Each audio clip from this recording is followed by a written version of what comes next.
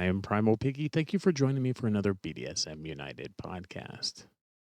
Today, I want to share a piece by Raven Caldera called Sacred Pain.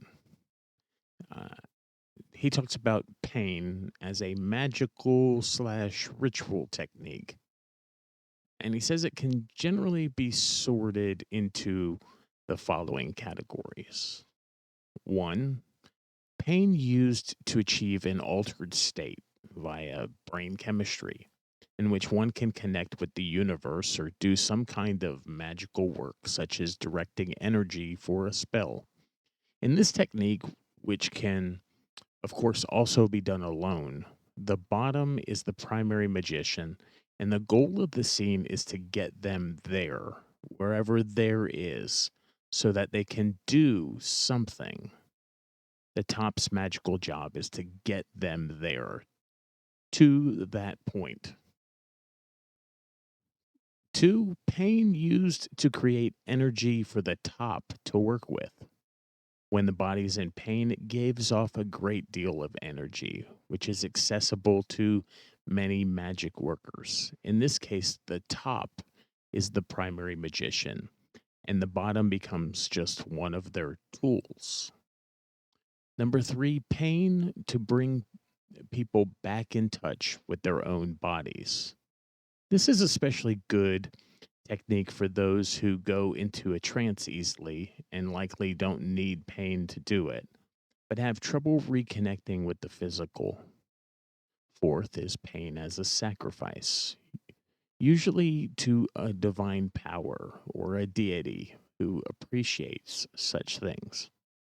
Five, pain used as a strength ordeal to build courage and self worth by enduring agonizing things. Six, pain as in emotional catharsis in order to tap into deep negative feelings and expunge them. In this case, the pain is used as a trigger to unearth issues that need to be brought out into the light for healing. Seven, pain as a way to please a partner who is a sadist. I think seven is probably my favorite. To work properly, it should be able to be sustained at the same level for a long period of time or be adjustable as needed. Pain should not cause too much in the way of physical damage because that may make you pass out and miss the entire experience. It's carefully controlled, carefully orchestrated pain, not random flailing. And the best way to work with pain is to do it slowly and with attention to the reaction of one's body. This isn't just about safety. There are plenty of books and people to teach you how to do S&M without injuring the bottom. It's that if things go wrong, you'll lose the thread of altered consciousness that takes you there, wherever there is, magically speaking. Cultures all over the world have explored ways to use the power of pain as a spiritual tool. After all, it's cheap. It doesn't require rare plants prepared a certain way. The dosage is highly adjustable. You can get dramatic effects quicker than with meditation. And all you really need is your own body or a willing body. Remember to get consent before giving others pain. The Lakota tribe of the Western Plains of America pioneered the sun dance, where people suspended themselves from piercings behind their pectoral muscles or pulled against piercings through the skin of their chests until they saw visions. In the Hindu Kavandi ceremony, worshippers carry huge shrines and parades borne by masses of large steel needles through their flesh. And others dance in the street with fruit and bells attached to their skin with sharp hooks. In many parts of Indonesia and Malaysia, spirit possessed folks put spikes through the skin of their cheeks as part of inducing a trance deep enough to allow the spirits to enter. The technique of applied pain is probably older than that of psychoactive substances. It's been around as long as our brains have been sophisticated enough to consider using our bodies in more than instinctive ways. Most people prefer to utilize altered state pain by starting slowly and working up the pain level bit by bit. Like joggers, there's usually a point where one hits the wall and feels as though they can't go any further. It's getting just beyond that point that induces the body to create the right chemicals.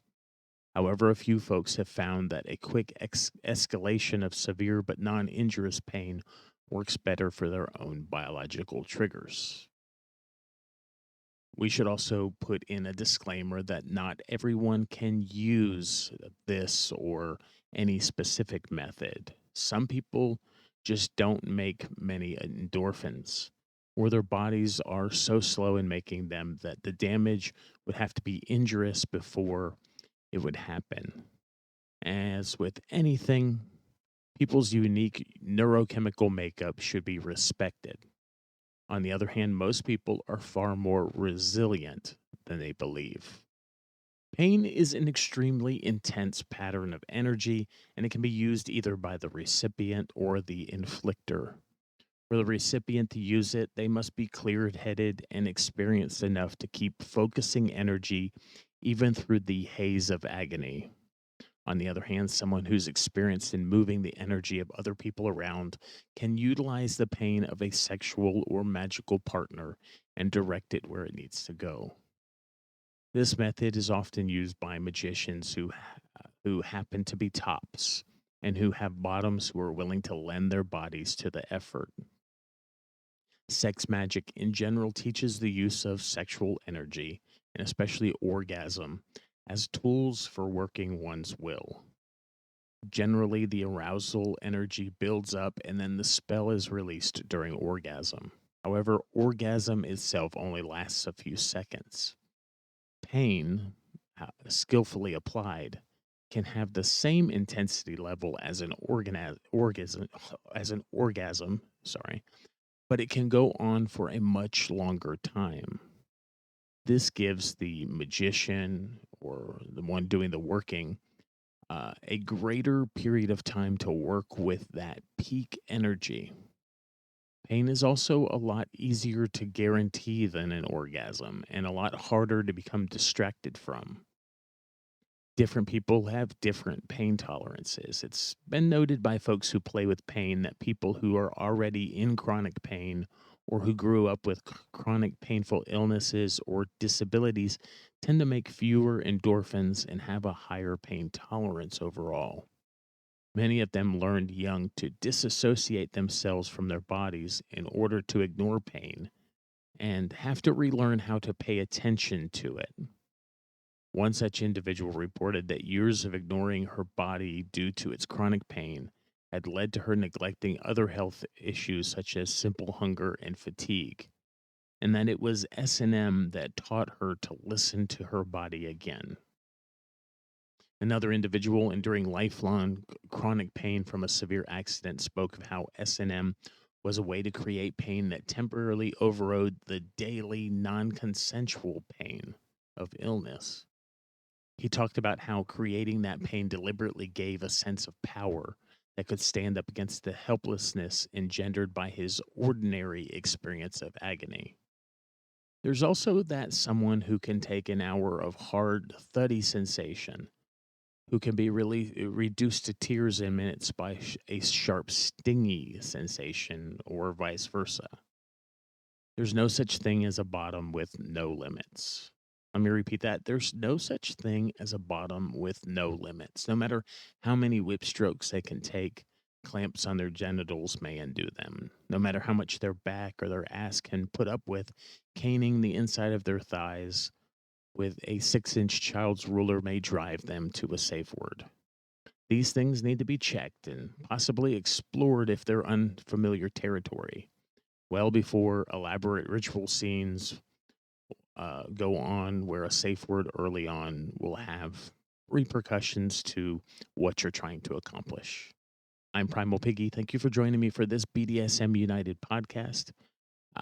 You can find all of our resources at www.bdsmunited.com.